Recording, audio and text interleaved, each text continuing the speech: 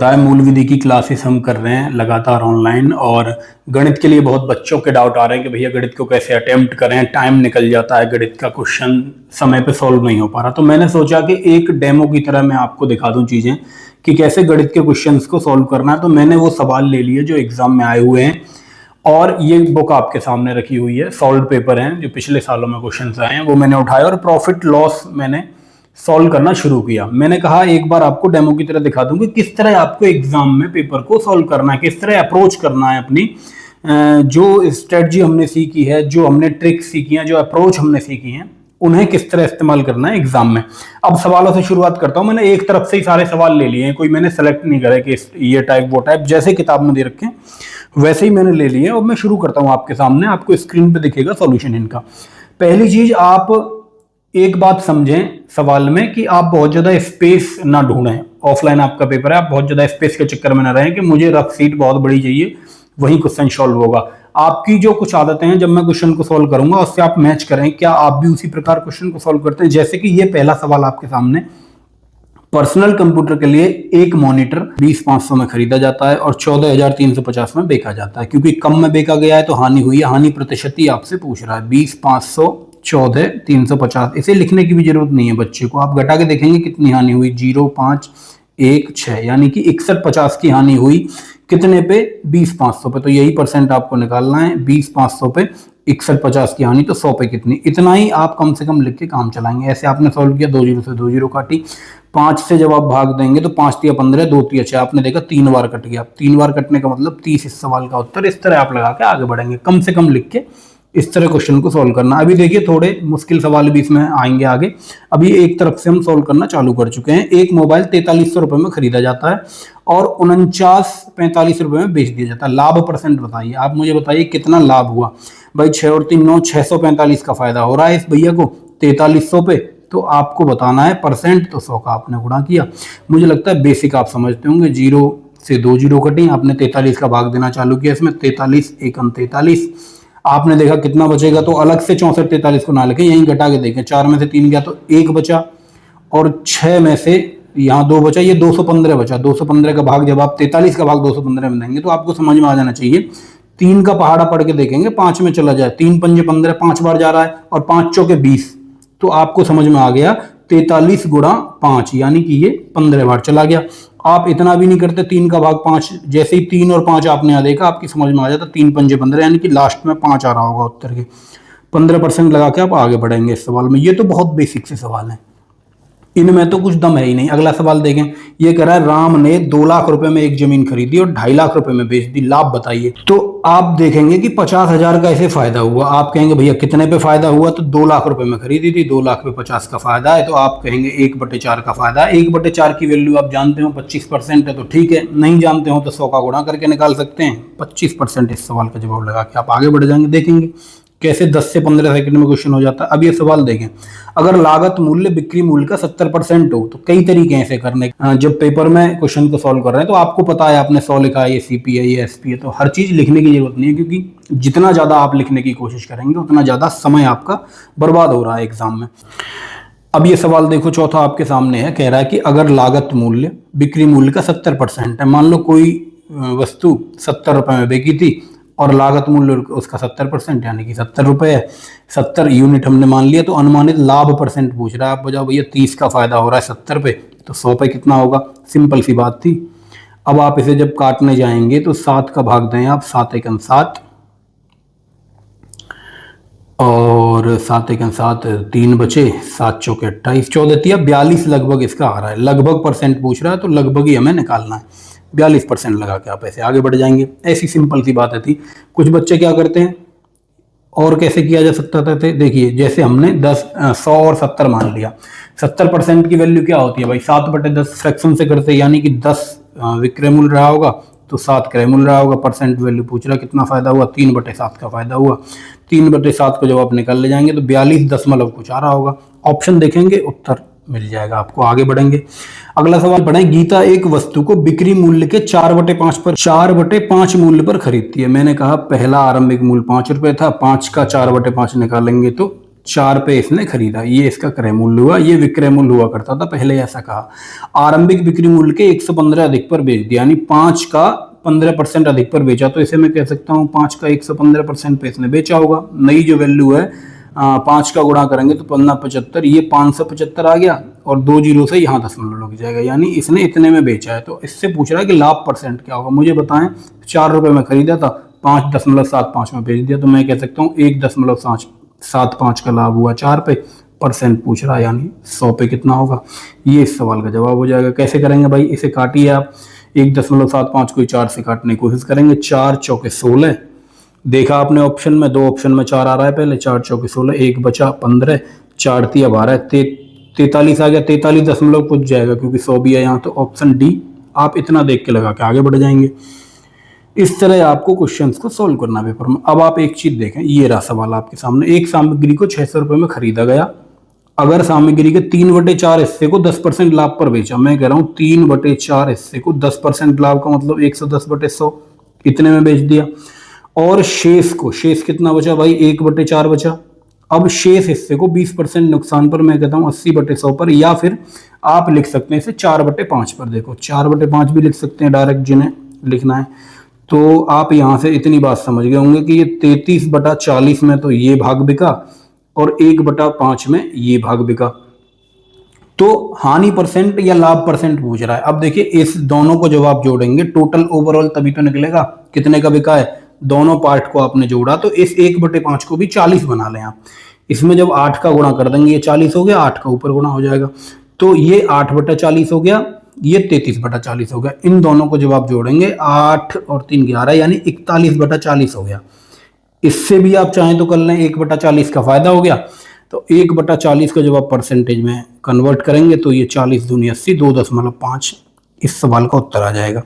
जिसकी समझ में नहीं आया कि 41/40 कैसे ले लिया, यहाँ जब 3/4 और 1/4 ले रहे थे, यानी हम एक मान के चल रहे थे पूरी वैल्यू को। इस सवाल में इस 600 रुपये के इस्तेमाल की जरूरत भी नहीं थी।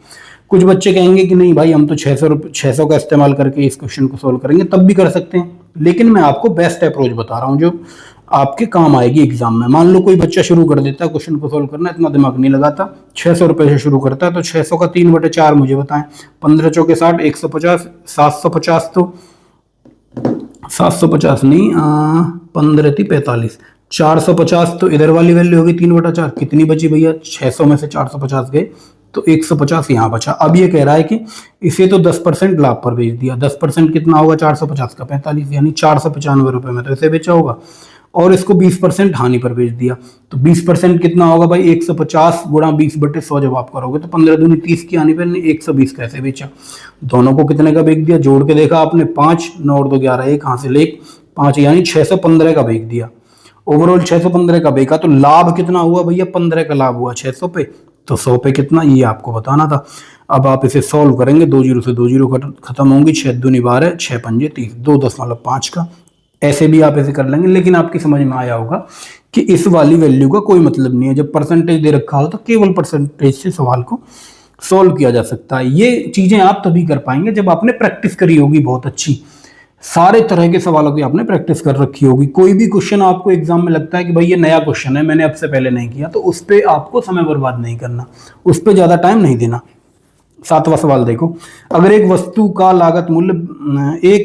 लागत मूल्य पर 20% का लाभ है, 20% 1/5 से कर लो चाहो तो, या फिर सिंपल 100 रुपए की है तो 120 की हो गई 20% लाभ पे।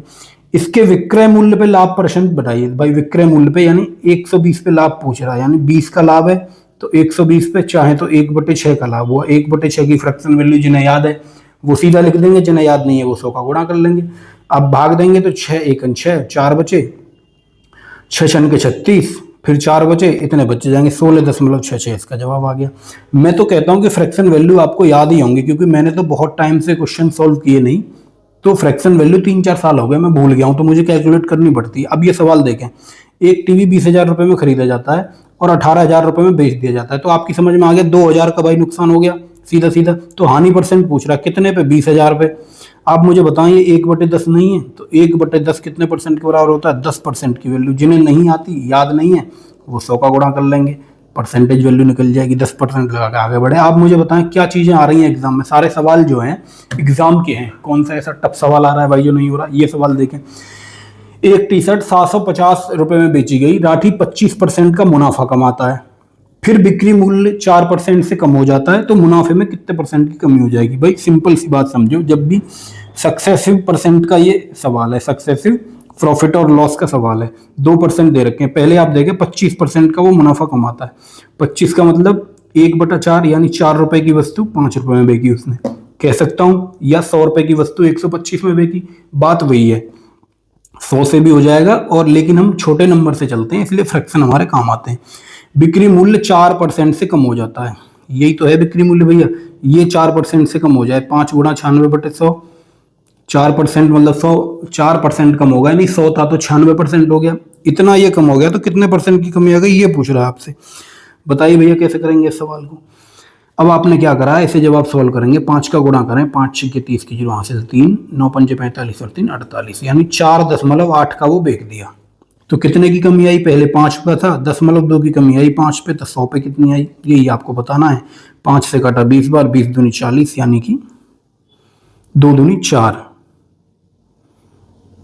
तो मुनाफे में कमी पूछ रहा है, ओहो मुनाफे में कमी पूछ रहा है। भाई मुनाफा देखें, पहले कितने का मुनाफा था, 1 का था, अब मुनाफा कितने का है, अब मुनाफा भैया 10.8 का है, तो कमी कितनी आई, 10.2 की कमी आई, 1 पे तो 100 पे कितनी, यही आपको करना था। तो 20% इस सवाल का जवाब आप ऐसे लगा देते, ये इस सवाल का जवाब हो जाएगा। क्या है भाई, हलवा सवाल है। देखिए इस क्वेश्चन में भी इस 750 की हमें कहीं जरूरत नहीं पड़ी, आप 750 से सॉल्व करने जाएंगे तब भी हो जाएगा, लेकिन आपके कम से कम 20 सेकंड एक्स्ट्रा लग जाएंगे। अगला सवाल देखें, एक दुकानदार ने 27,720 का माल बेचा और इस प्रक्रिया में 32% का लाभ कमाया।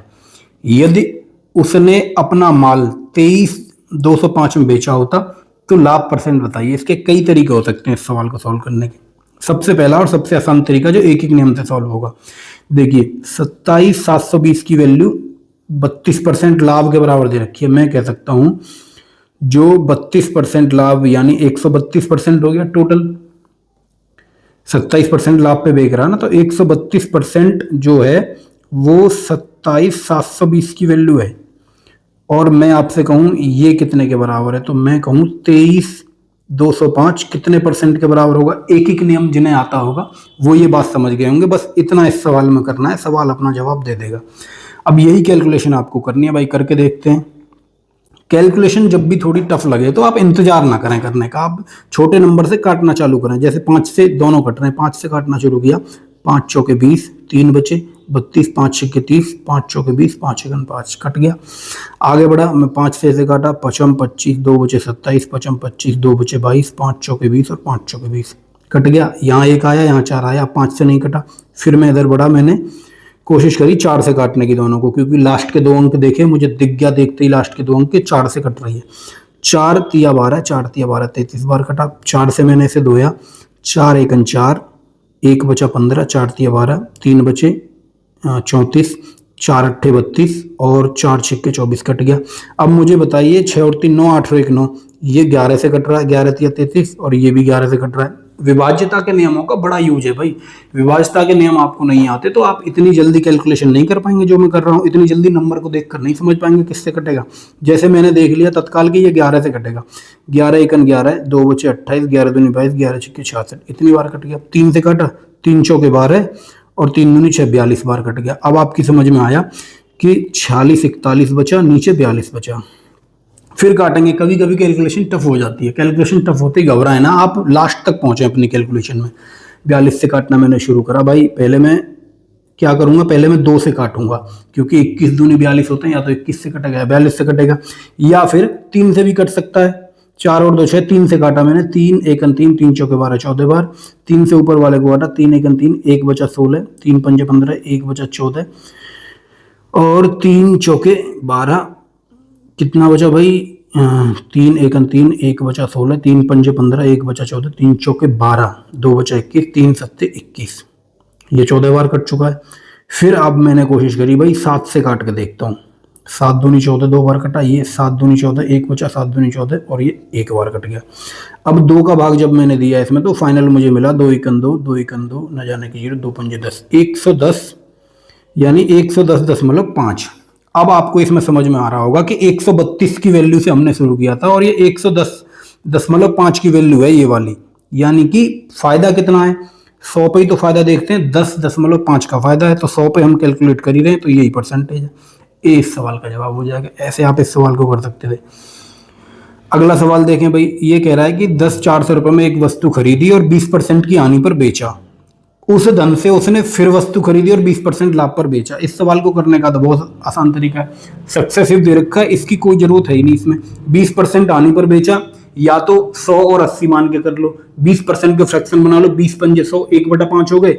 1/5 का मतलब 5 रुपए की कोई वस्तु थी, 4 रुपए की बेच दी, फिर क्या किया, 20% लाभ पर बेचा, 5 रुपए की कोई वस्तु थी तो लाभ कमाया, आपको 6 की बेच दी, तो 25 रुपए की वस्तु इसने 24 की बेची, तो कितने का फायदा नुकसान हुआ, 1 का नुकसान हुआ 25 पे।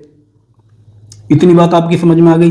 क्या क्या रहा है भाई सवाल में, 1 का नुकसान हुआ 25, यानी ओवरऑल यदि 25 कॉस्ट है तो 1 का नुकसान हो रहा है, इसी 1 की वैल्यू पूछ रहा है। अब मुझे बताइए, अगर जो इसका कॉस्ट प्राइस है ये 1/25 कितने परसेंट के बराबर होता है, तो आप या तो ऐसे कर लें कि 25 की वैल्यू दे रखी है मुझे 10400 और 1 की वैल्यू निकालनी है, ऐसे भी कर सकते हैं। 1/25 कितना होता है, 4% के बराबर होता है, 25 चौके 100, 4% की वैल्यू निकाल लें तो 104 का 4% निकालने जब जाएंगे 104 गुणा 4/100 करेंगे, 2 जीरो से तो 104 की यहाँ 2 जीरो कट गई, तो 4 चौके 16, यानी ऑप्शन ए इस सवाल का सही जवाब आ जाएगा। नहीं समझ में आया होगा तो ऐसे कर लेंगे जैसे यहाँ मैं कर रहा हूँ। तो 25 की वैल्यू ये है, 1 की निकालनी है क्योंकि 1 का लॉस है। 25 से काटना आपने चालू करा, 25 चौके 100, 25 चौके 100, 4, 400 और 400 में 25 का भाग देंगे तो 16 बार जा रहा होगा। ऐसे भी आप इस सवाल को कर सकते थे। भाई मेरी कैलकुलेशन जो है वो बहुत बेकार हो चुकी है क्योंकि मुझे हो गए भैया 3-4 साल नौकरी में, आप जानते हैं सारी चीजें। अब ये सवाल देखिए, एक दुकानदार 10-200 रुपये में एक वस्तु खरीदी और 10% की हानि पर बेच दी। भाई 10 रुपये, 10% का मतलब क्या होता है, 1/10, 10 रुपये की वस्तु थी, 9 की बेच दी। अब इन रुपयों से फिर उसने वस्तु खरीदी और 10% लाभ पर, यानी 10 रुपए की थी 11 की बेच दी। तो कह रहा है समग्र हानि या लाभ ज्ञात कीजिए। केवल परसेंटेज पूछता तो 100 रुपए की वस्तु 99 में बिकती, 1% की हानि हो जाती, लेकिन वो वैल्यू पूछ रहा है, वैल्यू क्या होगी। आप मुझे बताइए, ये जो नंबर दिया है इसका 1% निकालेंगे तो 1 गुणा, यहाँ 1 गुणा 100 होगा, 100 से 2 जीरो कटेंगी तो 102 इसका 1% आ जाएगा, यानी कि डी इस सवाल का सही जवाब लगा के आप आगे बढ़ जाते हैं इस तरह। अगला सवाल देखिए, मैंने अलग से सवाल इसलिए नहीं लिए, मैंने किताब ही सीधी उठा के छाप लिया क्योंकि मेरा समय बचे और जो चीज मैं आपको बताना चाह रहा हूँ वो आप समझ जाए। एक वस्तु 30% की हानि पर बेचता है, फिर वही बात 30% की हानि पर 100 और 70 मान लो या 7 और 3 मान लो। 30% का मतलब होता है गुरु 3/10।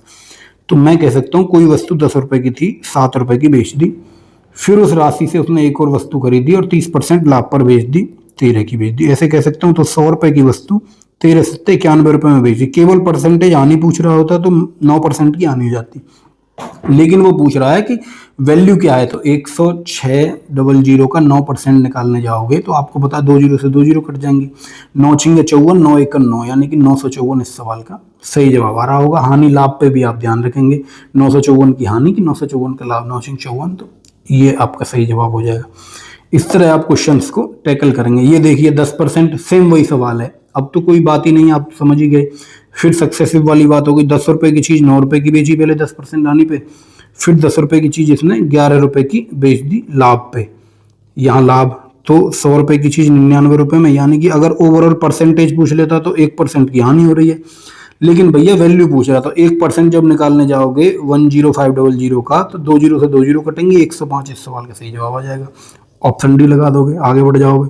15वें क्वेश्चन पे आ गए, ये लास्ट क्वेश्चन है। 15वां क्वेश्चन देखिए, $7525 में 65% की हानि पर बेचा जाता है, तो 34,400 में बेचा गया हो तो वास्तविक लाभ या परसेंट बताइए। फिर मैं कह रहा हूँ ये सवाल हमने कर लिया है, एक बार अभी करा था। आप मुझे बताइए 7525 जो वैल्यू है वो है 65% की हानि, यानी कि 35% की वैल्यू है, ये मैं कह सकता हूँ। आपसे पूछ रहा है कि 34,400 जो है वो कितने परसेंट की वैल्यू है, इतना करना है। बुक का सोल्यूशन देखो और ये देखो, परसेंटेज आपके सामने आ जाएगा। करके देखिए भाई, 7 पंजे 5 से काटा, 5 से 7 बार काटा, 5 से काटा, ये 25 और 1, 25 तो एक बार कट गया। जिसकी समझ में नहीं आ रहा वो करके देखेगा एक बार। अब 7 का भाग 2501 में लगाएंगे, क्या जा रहा है, जाना चाहिए भाई, क्योंकि सारी वैल्यू दशमलव में कोई नहीं तो 7 से कटेगा ही कटेगा ही। 7 या 21, 4 बचे 40, 7 पंजे 35, 5 बचे 1 51। कुछ तो मैंने गड़बड़ कर दी, मैं दोबारा काटता हूँ 5 से 5। देखो ये मैंने गलत कर दिया यहाँ, जब 5 से काटेंगे तो 5 एकन 5, 2 बचे 25, 55 25, ये और 55 25, ये 15 से 5 बार कटेगा। फिर 7 से काटा, 7 दूनी 14, 1 बचा 10, 7 एकन 7, 3 बचे 7 पंजे 35, ये 7 खत्म हुआ। अब फिर मैंने 5 से काटना चालू किया गुरुजी, 5 से काटा, 5 चौके 20, नीचे वाले को 5 चौके 20, 1 बचा, 5 बचा 43 बार, 5 से काटा मैंने, 5 छिंगे 30, 4 बचा 40, 5 छिंगे 30, 4 बचा 44 हो गए, 5 अट्ठे 40, 4 बचा, 5 अट्ठे 40, 0, इतनी बार कटा। अब 43 का भाग दिया मैंने, 43 का भाग दिया 688 में। अनुमानित वैल्यू पूछ रहा है क्या, 43 एकन 43 भैया, यहाँ बचे 8 में से 1 गया तो सॉरी कहाँ चला गया भाई, तो 17 क्वेश्चन, ये देखो यहीं कर रहे थे ना ऐसे सॉल्व, हाँ जी यहाँ कर रहे थे भाई। 8 में से 3 गए तो 5 बचे, और 6 में से 4 गए तो 2 बचे, और यहाँ 8 बचा। फिर 43 का भाग आपने इसमें लगाया, एक बार गया है अभी, तो 258, 6 बार जाने पे ये 258 हो गया, तो ये आ गया भैया 16 और 1 0 यहाँ, ये 80 है तो 160 आ गया, यानी 160% की वैल्यू है। ये लाभ या हानि पूछ रहा, तो 60% का लाभ, हानि नहीं, 160 आया है तो 60% का लाभ है। इस तरह से ऐसे सवालों को हम कर सकते हैं एग्जाम में। मैं बस आपको ये बताना चाह रहा था। देखिए मैंने आपको समझाते हुए भी एग्जाम में आए हुए 15 क्वेश्चंस को, जब आप इन्हीं अप्रोचेस के साथ, हालांकि मेरी कैलकुलेशन स्पीड भी कम है, जो बच्चे प्रैक्टिस कर रहे हैं उनकी कैलकुलेशन स्पीड बहुत अच्छी होगी। मैंने तो आज उठाया है, कलम उठाई है मैंने, मैथमेटिक्स के सवाल बहुत दिन बाद करे हैं, तो कैलकुलेशन स्पीड भी आपकी अच्छी है। तो इसी तरह आप क्वेश्चंस को सॉल्व कर पाएंगे, और मुझे लग रहा है कि आपको 1 मिनट का एवरेज क्वेश्चन को सॉल्व करने में लगना चाहिए। मैं समझा भी रहा हूँ, कैलकुलेशन स्पीड भी मेरी थोड़ी कम है, प्रैक्टिस भी मेरी कम है, तो इस तरह आप चीज़ों को टैकल करेंगे एग्जाम में। और कोई क्वेश्चन यदि ऐसा है कि भाई मैंने देखा ही नहीं अब से पहले उस सवाल को, मैंने कभी उसकी प्रैक्टिस ही नहीं करी, तो ऐसे सवाल को आप बिना लगाए हुए आगे बढ़ेंगे। अभी ऐसा कोई सवाल आएगा पीडीएफ में जो थोड़ा टफ होगा, अगली जब मैं कोई वीडियो बनाऊंगा इसी मामले को लेकर, इस चीज़ों को लेकर, तो मैं बताऊंगा कैसा सवाल आपको छोड़ना है। जैसे इसी में कोई सवाल ऐसा होता कि भाई मैंने वो किया ही नहीं कभी, मैंने प्रैक्टिस जब मैं कर रहा था नहीं किया, तो ऐसे सवाल को छोड़ के मैं पहले आगे बढ़ूंगा, आगे देखूंगा इजी क्वेश्चंस कहाँ हैं, इजी क्वेश्चंस को करूंगा, बाद में लौट के आऊँगा इस पर। तो इस तरह क्वेश्चंस को सॉल्व करना है आपको एग्जाम में। ठीक है, जय हिंद।